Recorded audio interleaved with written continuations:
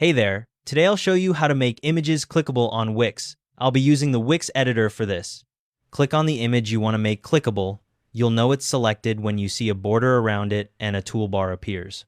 Open the Settings panel by clicking the Settings icon, that's the gear icon in the toolbar. The Settings panel opens on the right side of your screen.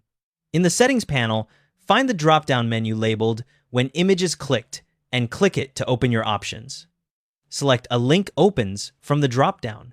A new section appears below labeled What Does It Link To? That's your confirmation. Click the link icon under the What Does It Link To section. It looks like a chain link symbol. The link configuration panel opens. Select your link type on the left side of the panel. You can link to another page on your site, an external web address, an anchor position, an email, a document, or a phone number. Fill in the relevant fields that appear for your chosen type. Click the Done button at the bottom of the link configuration panel. The panel closes, and you're back in the Settings panel. Your image is now set up as a clickable link.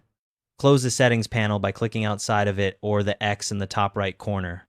Preview your site to test the clickable image before publishing. Internal page links will open in the same tab, while external links typically open in a new tab based on your configuration. Once you're satisfied, publish your site for the changes to go live. Thanks for watching.